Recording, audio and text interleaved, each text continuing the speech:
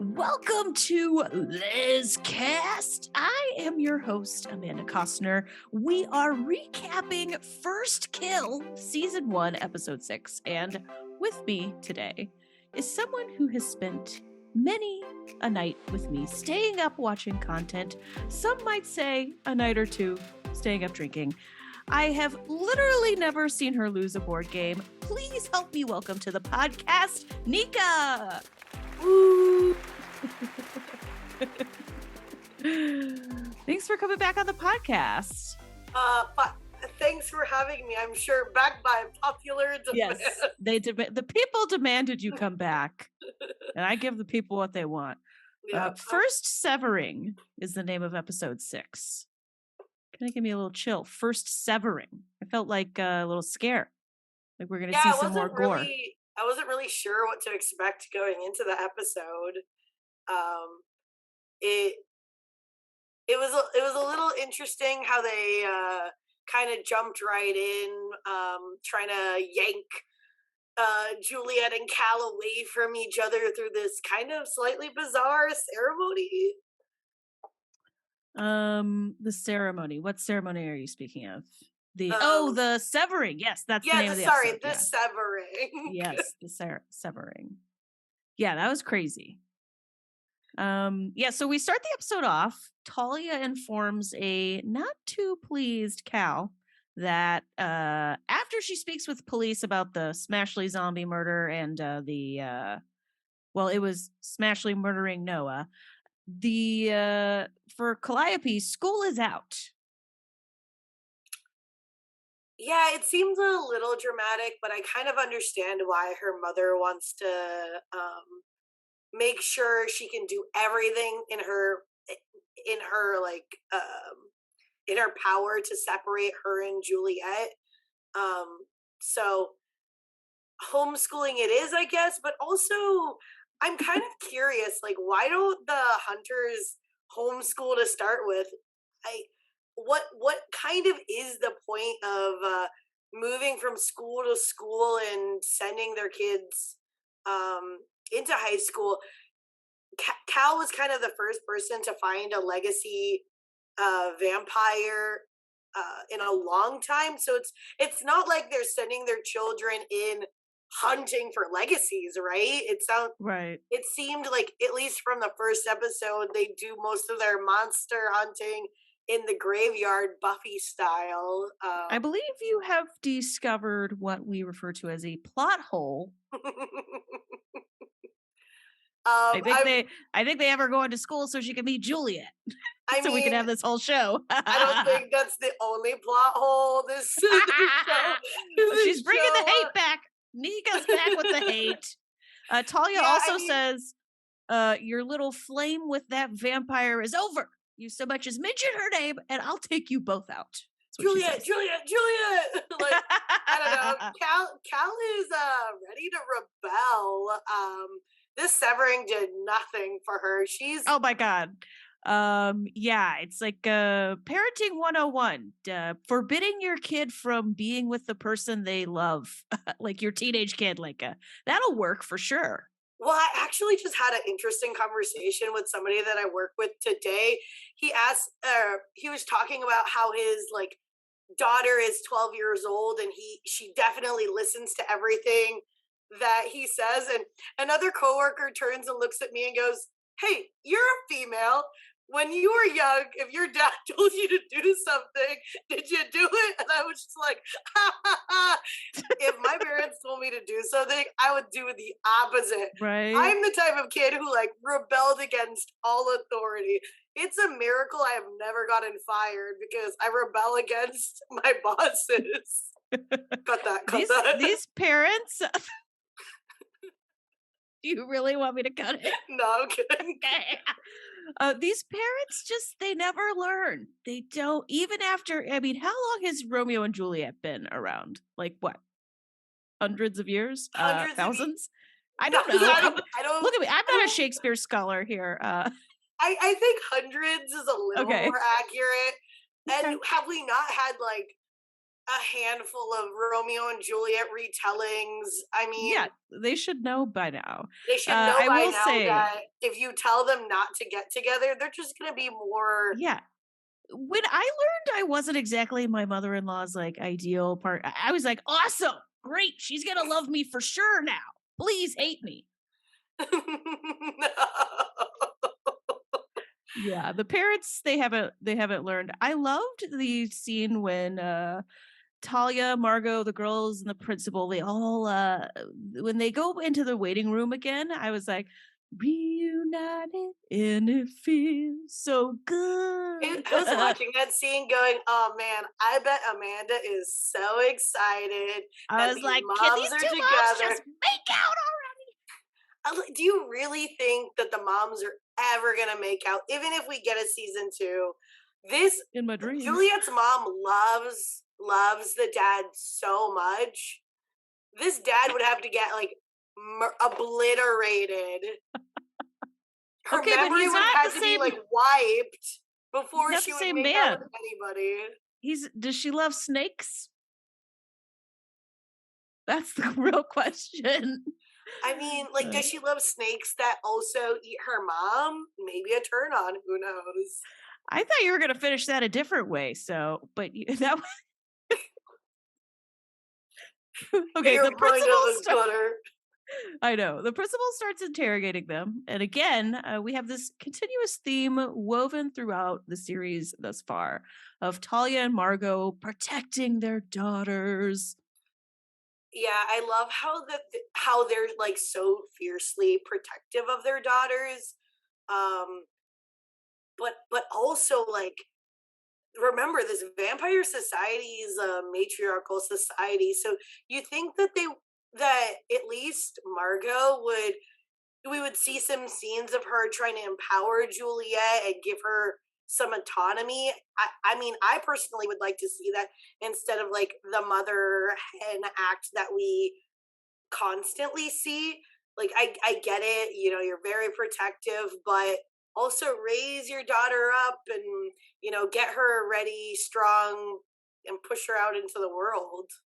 Okay, that's a good point. That didn't really bother me as Okay. much, but I I see where think you're coming from. I think I'm just bothered by everything. No, you love it. I know you love it. Okay.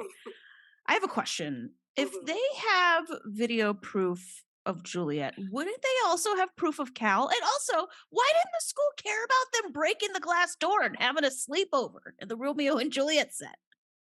I was just really confused by this entire scene, to be honest, because their evidence was like very flimsy at best. Also, you know that a zombie killed this kid, right?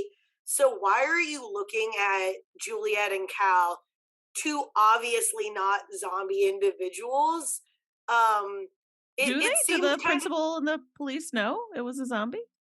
well, wasn't there like a flash across the scene? Or I thought like they were like, oh, there's monsters back. Maybe I'm jumping to conclusions, but No, I don't I know. Maybe thought you're right. they knew it was a zombie. Oh, see, I didn't assume that, I but could maybe you're completely right. be wrong, and maybe I'm just like throwing hate at them for no reason now. I'm like, they're bad at their job, but I mean, they're just trying to get to the bottom, I guess. I guess. But I mean, like, you're telling me that the cameras didn't catch this zombie running around? The zombie was really fast. I was calling it the Flash on my last recap. Yeah, it was interesting that these zombies are kind of like what movie World War Z is where they have like those really fast I thought it was like zombies. Twilight. That's what they have the vampires do in Twilight. Yes, but I was like comparing it to like fast zombies, right? Like I think Oh, the one with who's the guy who hit Chris Rock? what? First of all, who doesn't know Will Smith? Oh yes, Will Smith. First of all, I'm so sorry, Will Smith. I love you. You're great. I'm bad at names. I don't know why I remembered Chris Rock's name and not Will Smith. But I'm specifically I Am Legend. Maybe oh, is okay, with that's why. the zombie movie with all the fast zombies. That's what I was I trying was to. like, what made you think of that?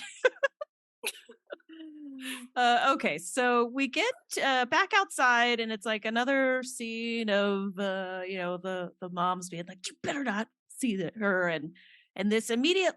We know this works really well because immediately after Talia warns Cal, they both like touch each other and do that funny ring thing, like right in front of them.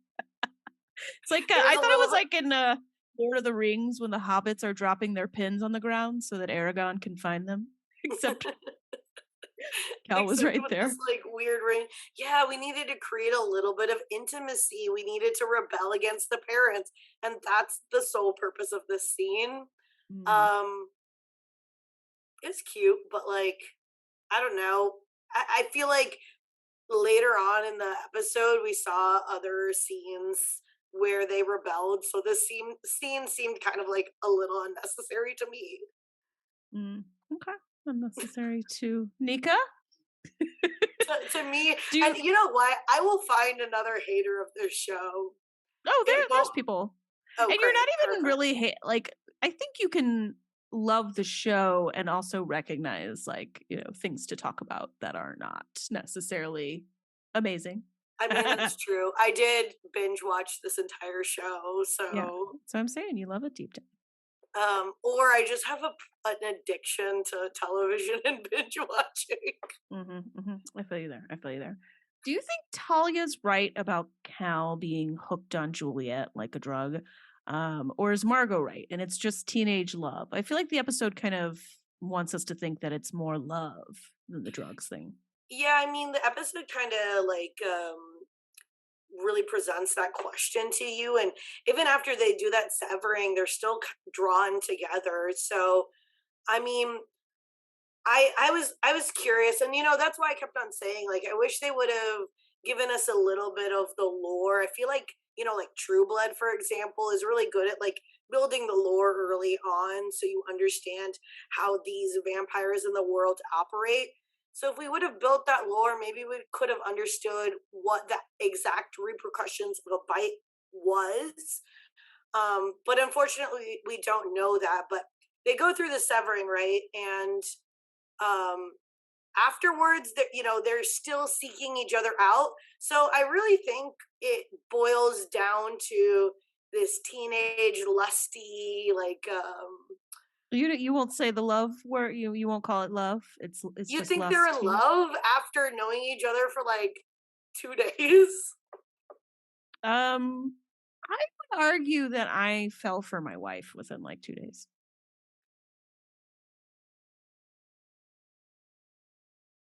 That sounds I'm fake. saying it's possible. Okay. What'd you say? I said that sounds fake. Ro, come at me.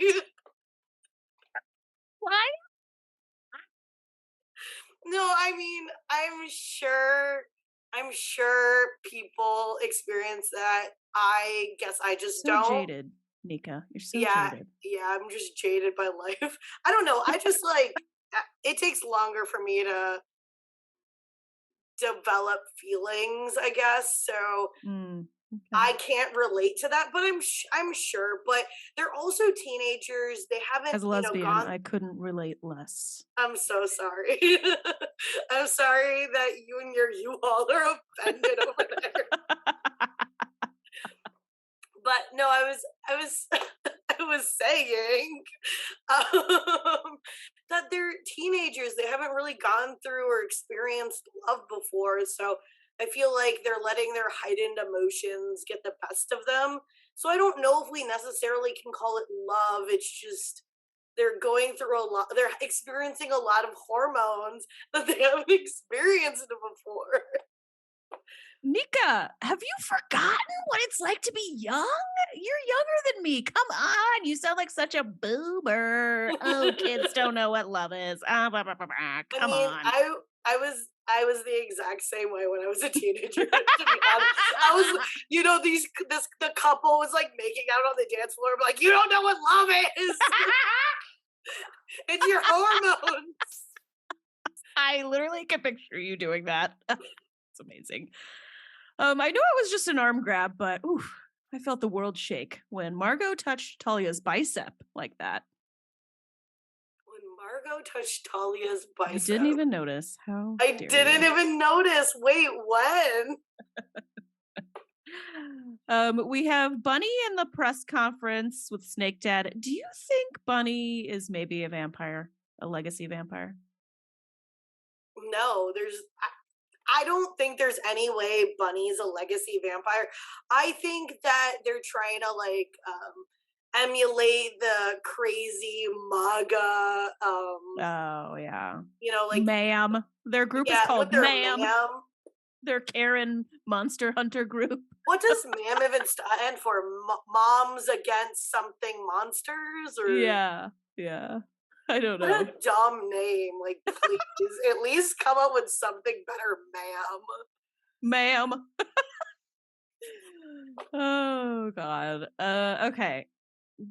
I only thought that because he sends Eleanor over to like quote unquote like take care of her. So but he probably just meant change her mind or whatever. Yeah, I assumed that he meant like, go over there, like do your thing, do your mind controlly thing, and if maybe you control or you like calm Bunny down a little bit, she might have a soothing effect on the rest of the mams, and they won't go around spray painting crazy shit on people's garage doors. That was definitely them that tagged the legacy vamps, right?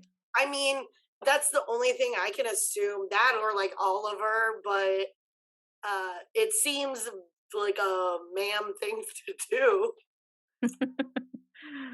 Okay, so we get to the family meeting where they're like, Calliope, sweetie, we are going to sever you. And okay, what do you think? If you're Cal, do you trust your family and you let them do the thing that has the word sever in it, or do you run? I don't think she really has a reason to run, to be honest. She trusts her family. They seem like a very tight-knit family. So even though her family's not really understanding where she's coming from, I think we can only hope that they have her best interest at heart and aren't gonna harm her. But like, should she trust them? Because this ends up going kind of awry. Like Theo ends up a little messed up from this. Yeah, I mean, it's hard to say. He's having right? dark nightmares. He has some messed up crap happen to him, but I thought it was interesting. I liked the way they introduced some of Theo's backstory. Me too. I liked how we, got a little bit of information about where he came from, what happened to his mother, and that he also went through the severing because the hunter guild, whatever, wasn't sure if he was bitten by a legacy or not. Yeah, that was interesting. So I think, even if Cal is worried, she also loves her brother, right? And she knows her brother's gone through something similar. So, some of those things, if I was in Cal's situation, would make me go, okay, maybe I can trust my family just a little bit, maybe. Not me, I'd run. I'd be running for the hills. You're not severing shit. Nope. I love Juliet. That's right. I'd be like, can't keep me from my girlfriend, okay? I mean, and they severed her and they didn't keep Cal away. Spoiler alert, it doesn't work. I don't think we need to spoil it. We get to the big parents conference. My personal favorite part of the episode, I think, is when Snake Dad says like a bunch of legacy vampire stuff, and Talia's like, "Oh, you're impressive. Is that what you wanted me to say?" I was like, I've wanted to say that to so many men.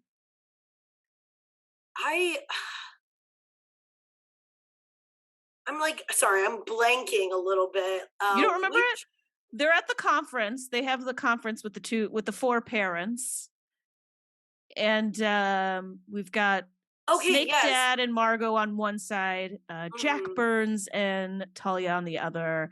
and they're trying to strike I don't know what they're trying to do. They're trying to talk. Yeah, okay. So I think that's why I blocked it a little bit, because I didn't really understand the purpose of this meeting, because they had the parent conference earlier, the episode where the moms met and could have had some sort of discussion. No, but we got to bring them in. Yeah, I guess. But look, this is a matriarchal Right? vampire society. We don't need any snake dads here. This wasn't in line with the show we've been given. Yeah, exactly. So I was just like, why did we need to have another scene with the parents, with the dads here? And they didn't really, correct me if I'm wrong, but they didn't really talk about like Cal and Juliet. It was just mainly like, we'll never forgive you for, the invasion or the raid, whatever they called it. Yeah, I think there was stuff that was like said, but you're right. I'm like not recalling the point because of it wasn't an meeting. important scene. It wasn't necessary. They should. It was not. Yeah, they could have, but I think they like some of these like fun scenes. Is like, let's get all the parents together, Let's and have Talia say something funny. Yeah, exactly. Yeah, we get the creepy severing scene. Have I mentioned how much I want Apollo's Seoul 1988 Olympics sweater? Like, God, that's a cool sweater. It is a good sweater, and it does look good on him. He also wears like a really cool Jamaica tank top in the episode. I really like the Jamaica tank top. Actually, just Apollo's entire wardrobe. Send it my way. Right. Yeah, Also, no, earlier, if we're talking about the fashion of the show, yeah, let's get into it. Cal's shirt, the one that was like really colorful and geometric, when she in her dream stuck up into Juliet's room, I was like really digging that shirt. It was very with funky. The neon green squiggles or whatever, or arrows. Yes, that was awesome. It was a good shirt. But like, okay. That speaking of that scene though, the one thing I remember for them is, again, I know I'm harping on the security thing, but like these millionaires on this big estate, they don't have a Ring camera. They don't see Cal in her neon green squiggly shirt. Well, not only that, but like, how did the ma'ams get away with spray painting the DA's garage door? You're telling me the DA doesn't get death threats already? Shouldn't he have better security? I guess that's how the monster hunters got in, so that we could see that slow-mo of them running in the estate. There's no security. None at all. In. I don't know. Like, even if I'm a vampire, from a strong family, you're not invincible. Like, we're gonna eventually find a way to kill you. Please have better security, because your life is at risk. And obviously the dad nearly died, so not all of them are invincible. Yeah, they didn't learn their lesson. No. But that's okay. We get multiple Romeo climbing the balcony to meet Juliet scenes, once with Cal here, and then later in the episode we get Juliet doing the same thing. What do you think of these scenes? Yeah, they really want to emphasize that this is Romeo and Juliet. In case you didn't catch on earlier in the show, can we remind you that this is a Romeo and Juliet retelling? By the way, the creator of this show, V.E. Schwab, based this show off a short story she wrote titled First Kill.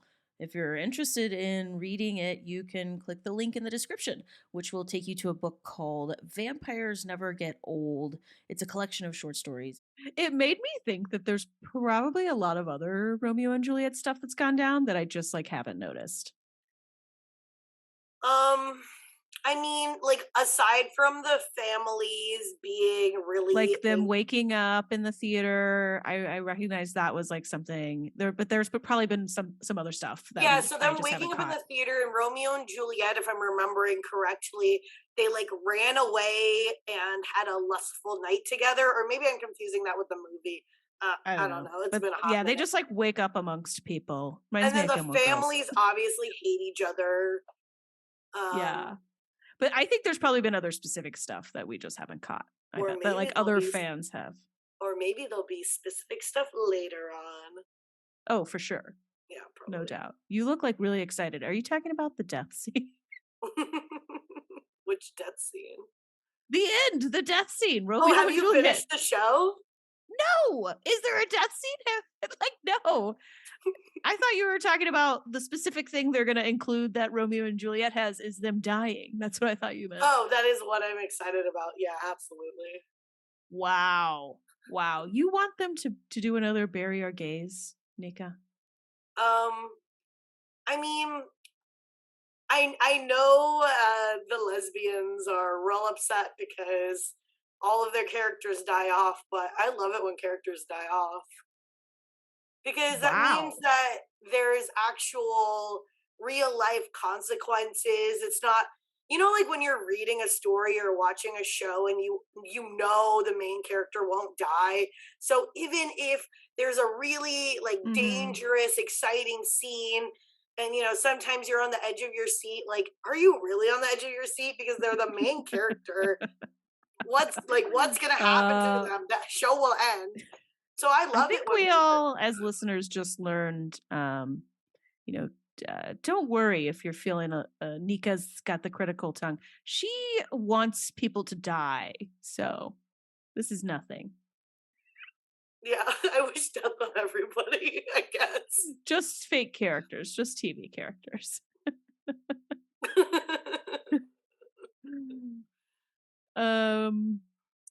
Let's see. One thing that I'm sure you're going to jump on the hate wagon with me for. I was a little confused when Cal like breaks up with Juliet and it was a dream, but I also thought it was real. But then it was like, no, they didn't. No, they didn't break up. They're still very much together and in love. Yeah, so they got severed, right? So was Juliet just having this dream and then Cal was not actually in the dream? To me, that would make a little bit more sense, but there was never any clarification on that. I think the show wants us to not know. I think the show wants us to not know, but I think the only thing that really truly makes sense is Juliet's just having a dream because she misses Cal and she's really worried that their parents are keeping them apart. Because then Cal never brings that up later on. She never brings up, oh, I was severed, but I still came into your dream. Blue. But Ro had mentioned in our last recap the possibility of them like dream communicating this whole time, and so I found that like to be like an interesting possibility that it's a dream, but it's also some real element to it. But you're right, it never gets mentioned. Well, I just assumed that like the only reason they could dream communicate is because they had that bond, but then the bond got severed, right? So like I don't know. Did it get severed successfully? You know what? It could, yeah, maybe it didn't get severed successfully. Maybe season 2, we're going to find out that, they've been connected this entire time and Theo did a terrible job. Theo, you suck. You're terrible at this. Ooh. Theo, 1 star for Theo on severing. Would not recommend. Nika, is Apollo the fastest ice cream scooper of all time? You're telling me that he was too fast? Yeah, because for some reason they showed us. I don't know why they showed this. You're right. They have a lot of scenes in some of these episodes they could cut, but we get a scene of Cal sneaking the computer to see what Apollo's doing. And he's like, mint chocolate chip? She's like, yeah. And then he's like, we don't have mint chocolate chip. And she's like, okay, vanilla. And then like 2 seconds later, he's got the ice cream for her. You didn't notice that? I didn't really particularly notice it, mainly because a lot of scenes that are very similar in other shows are like that, right? Where like, you're rushing to quickly do something and, you send that person away to, get something for you and they instantly pop back. So, it didn't really bother me that much because I feel like that's a trope of television. But also like, maybe you're just slow at scooping ice cream. Have you thought about that?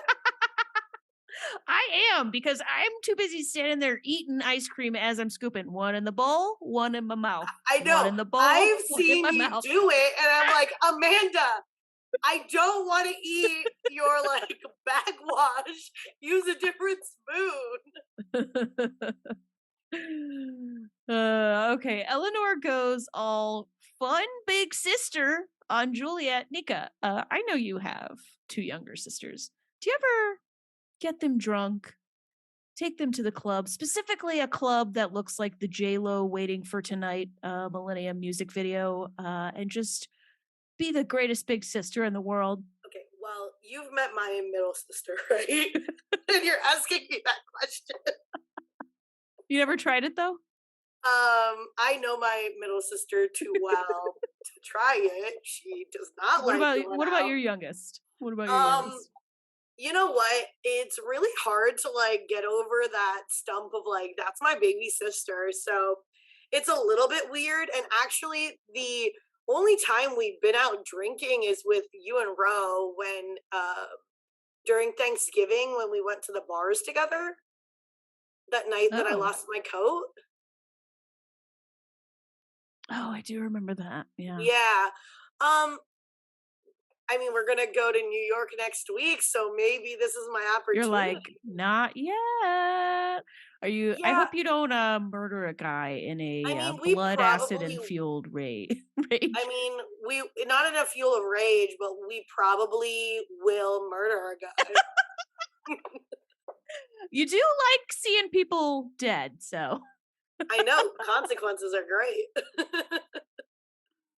yeah, not very responsible of Big Sis here. How do you think they got Juliet in? Did she use her powers? Did they do a Well, back pass the ID situation? yeah, I was really confused by the entire thing. I was like, this girl looks like a child. Why is nobody IDing her? I know. But then obviously Eleanor has her mind wiping Right. abilities, so she probably used that. But then they were also in this club, and I was like, this club is like the least poppin' club. I know Mhm. I'm not really a club goer, I'm not super into going You don't out to go the clubbing? bars. Oh, I've been clubbing a few times, but like the clubs that I've been to are way better than this. Wow. What a Um, club elitist. apparently. I thought this scene really added a little bit of levity to the episode. Like Eleanor crimps her hair for this. Like it was before it was dark, it was really fun, I thought. Um, I I thought the scene was cute, but skipping forward to like the game they're playing where you take one bite, I take one bite. Mhm. I thought it was Oh, a that was little. like dark. Oh, it was very dark, but I kind of get it. Like Juliet got sucked up into the bloodlust of it all, but nobody was Mm. forcing her to do it. Eleanor wasn't holding a gun to her throat, so But she was I on get drugs. she was a little bit on Blood drugs, drugs.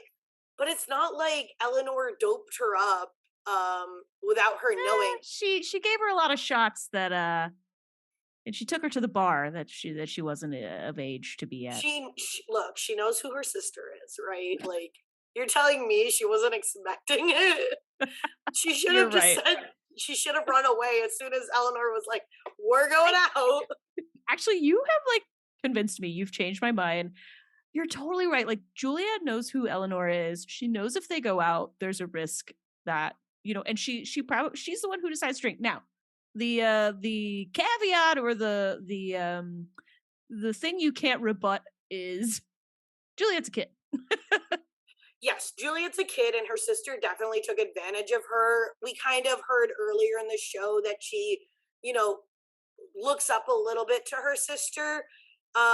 We have seen instances of her, putting her foot down and going, "No, I'm not going to drink blood." "No, I'm not going to suck the blood of Cal." But ultimately, you're right. She is a child, so it was unfortunate that she was put in this kind of situation.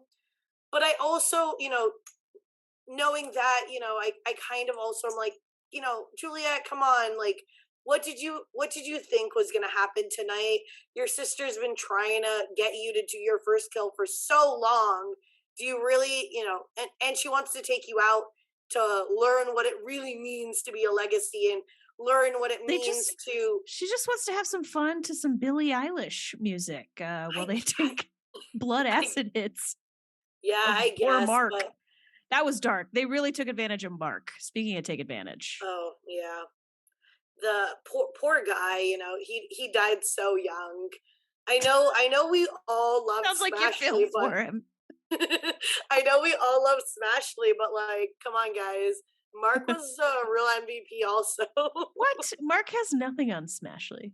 You're right. You're right. Smashly's Did he, speaking of Mark, did he like evaporate in the water? Like, were there crocodiles in there? What happened? So I'm again. I think I'm making a lot of assumptions because they don't tell us. But I'm assuming that there is some sort of monster in the water because if Ooh, it was a crocodile, the crocodiles are acting way too quickly. They wouldn't you're have right. snapped up that fast. But what if there's a monster that Eleanor knows about Mhm. and, that's where she dumps all her bodies? Genius. Nika, can you relate to Eleanor a little bit? What? Because I want everybody to die? Yeah. How dare you? Juliet's No. like, Juliet's like, that man has a family, okay? No, I'm on Juliet's side. Like, let's not actually kill people, but this is fiction. So I want the Right. authors to kill people. Yes, yes. Ro was right, by the way. She said that Eleanor was going to do something to upset Juliet to prove that Eleanor's the bad guy, and I think this is it. Yeah, from kind of the beginning, and when we were talking in episode what 3, I didn't think Eleanor was gonna be the good guy of the show. We, early on, we see her card collection. We kind of see her pressuring Eleanor to take this fight, all because Eleanor has this ambition to be the keeper of the Malkia, Mm-hmm. or whatever. So she's very ambitious, which I love.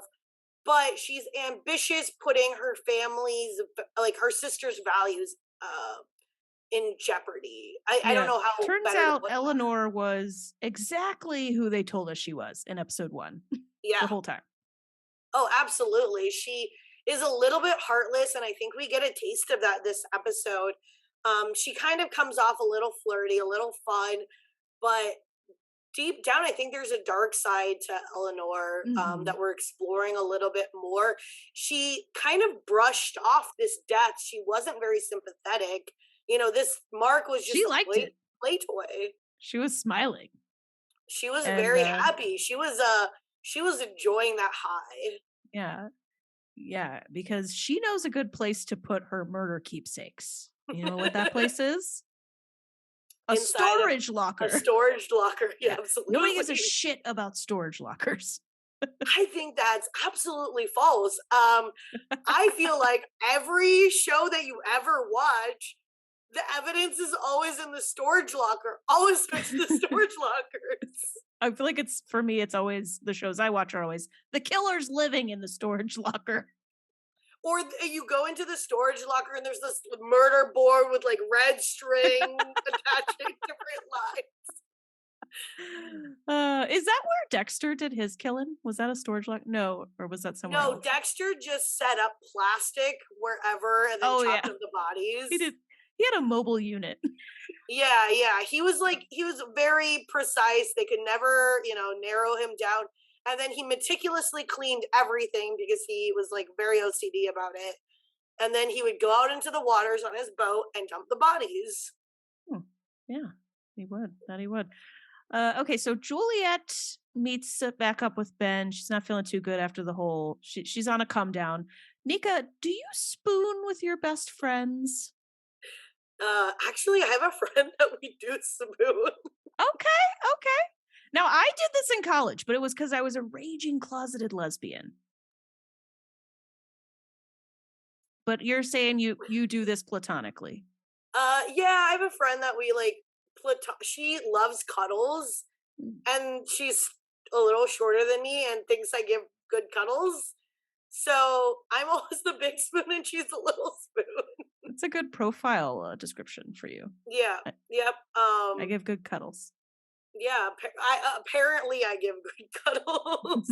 So yeah, but there's only one friend that I do that with, and it's only specifically because she's like, "We need a cuddle," and I'm like, "That Okay. sounds good." I was wondering how common this is. Okay. Ben's So a I really mean, good I'm friend. sure, like, you know what, but I also have other friends that I don't specifically cuddle with, but who are very cuddly and cuddle with their friends. So I do think this is something that not Oh, yeah. closeted lesbians do. No, yeah. I was making a joke, but like I mean, it's going to be hard for listeners and viewers to detach this from what I'm saying because I'm going to begin it with my golf team. But there was only me and one other lesbian, and like it was me and the lesbian who were afraid to cuddle. All the non-lesbians were like, "Let's cuddle." So yeah, you're right. I totally see that.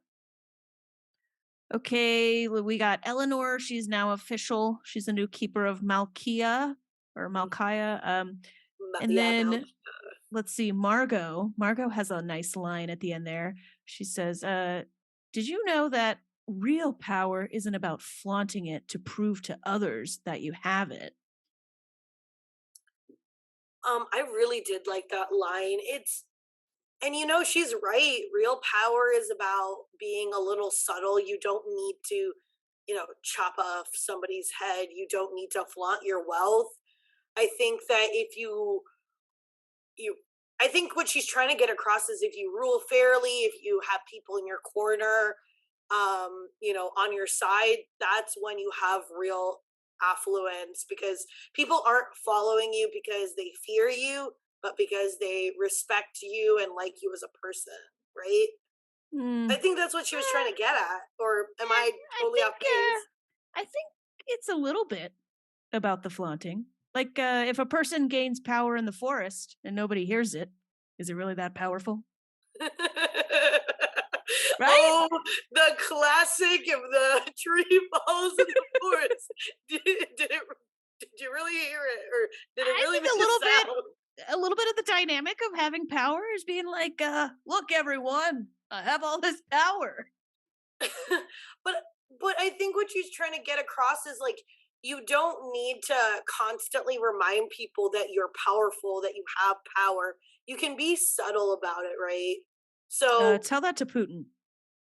I mean, like, look, Trump, Putin, they don't understand it. They rule with the iron fist. There's nothing that we They can both do about had it. They don't power. say that again. They both had power. They do have power, but do they have respect? No. So I don't know. I think that's just what she's trying to get at. Power is not just about what you have, it's about, you know, how you wield it. Okay, good advice that Eleanor probably really needs, as we just saw her laugh at the murder of a dude. Oh, Apollo gives Bunny's Rose on Ice group some pointers while they ogle him. um, look, those ladies really need to get laid. I Yeah, think it's probably been a minute. it's probably been a minute because they see this hot piece of ass coming in. If you're I in a mean, group like like, that, if you're in a group that calls itself ma'am, probably been a minute since is just this saying. group just like a giant group of Karens to you? Yeah, that's what they're vampire Karens. Don't you think Oh that's my what the show's gosh. going for? I absolutely, I wanted to bring it up. I do think that's what the show is going for, especially since they call themselves ma'am. They give Yeah, me like very strong, let me see your manager, vibes. absolutely. Absolutely. So we get the second Romeo climbing up the balcony scene. This episode kind of made me feel like I had such a lame love life in high school. Nobody ever climbed through my window. Nobody I dated. Everybody I dated or flirted with came through the front of the house. Lame. Did you only date men in high school? Because you were a That would be raging correct. closeted lesbian. And Yeah. that's why, you know what? Ah, Men have absolutely no what's the word I'm looking for? Pizzazz, je ne sais quoi. It's No, really I'm on totally point kidding. for us You know what? I don't to mean to talk shit about men. generalize. Not all men. Yeah, exactly. Yeah, not all men, but the men in the deep south that you were dating. Yeah. Yeah. Not talk about that. It's a rough period in my life. God, when Cal was talking about not being in any of her high school yearbooks and stuff, I was starting to realize, oh, like she's kind of had her childhood taken away from her with this lifestyle. Yeah, it's kind of like the military brat Mm, lifestyle.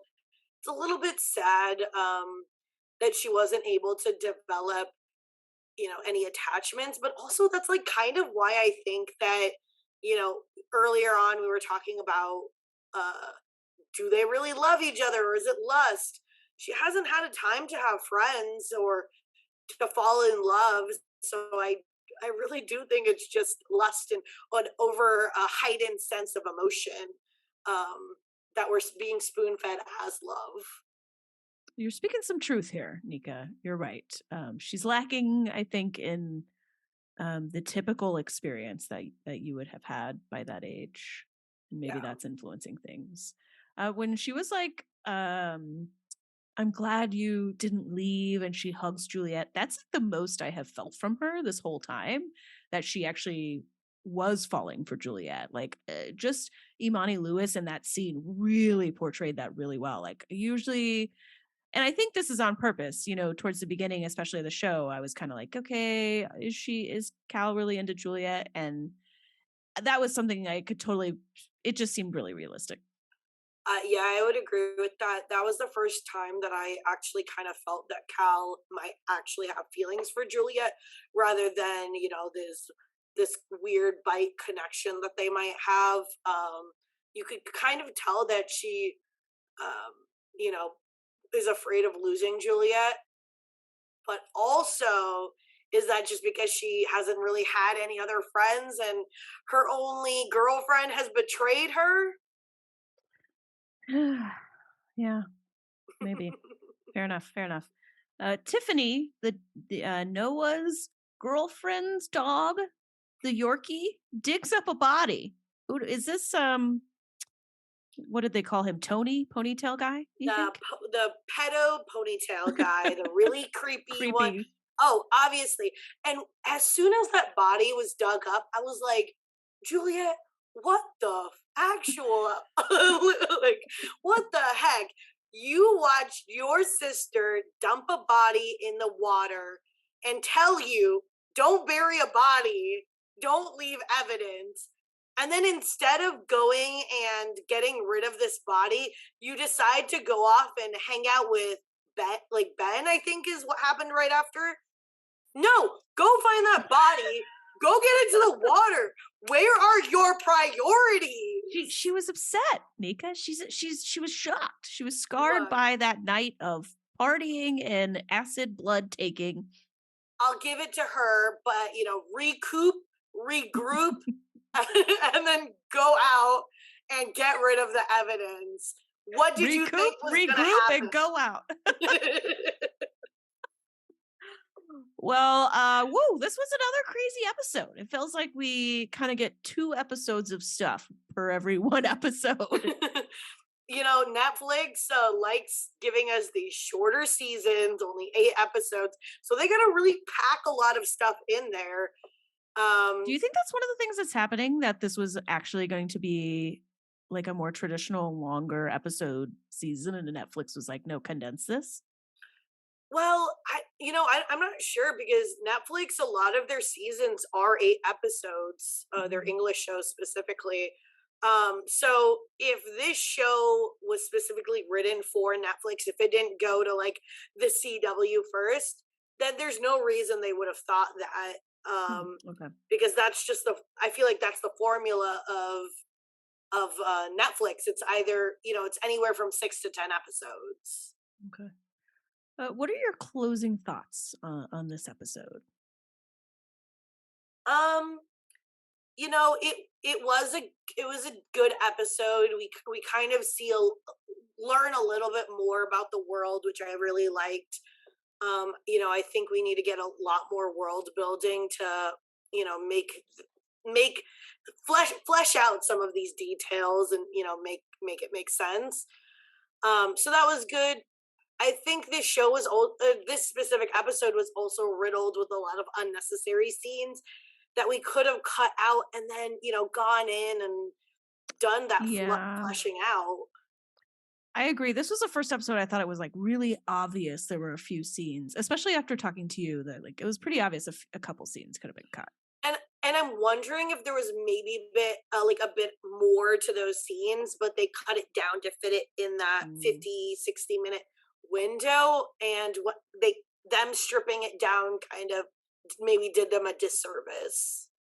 Maybe. Yeah. Well, I thought it was another good episode.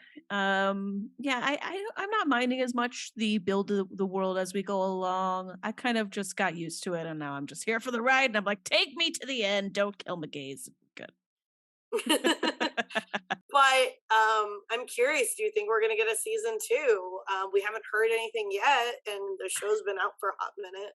I've been keeping my eye on it, and numbers are okay depending on what you're looking at, like which metrics. And I'm sure Netflix has all different kinds of things they look at. Yeah, Netflix tends to cancel shows out of the blue, and you're like, what the heck, Netflix? Why would you cancel that show? It did really well. Yeah, because I wonder if like they feel like now if they give it a second season, they'll like have to give it a third. Also, I just don't know how they're thinking. Right now, I'm a little worried. I'll say that. I mean, the show was in Netflix's top 10, so hopefully Yeah, that 3 means weeks in a row. something. Yeah, it does. But the third week there was quite a few drop offs, so it won't be in the top 10 next week. I don't think. Okay. I would be surprised if it is. But I'm gonna hope that we get a second season. A girl can dream. All right. Well, we got 2 episodes left. We are getting closer to the end of the season, and I will be back with a recap of episode 7. Make sure you subscribe to Lescast wherever you listen. And also, if you leave us a review, I will try to read those off too. So go to town. Give it to me. I want to see those reviews, baby. I'll read whatever you write. So, I mean, not whatever, within reason. All right. I want to thank Nika for recapping today's episode with me. Thank you so much for coming on the show. And I will see you back for episode 7.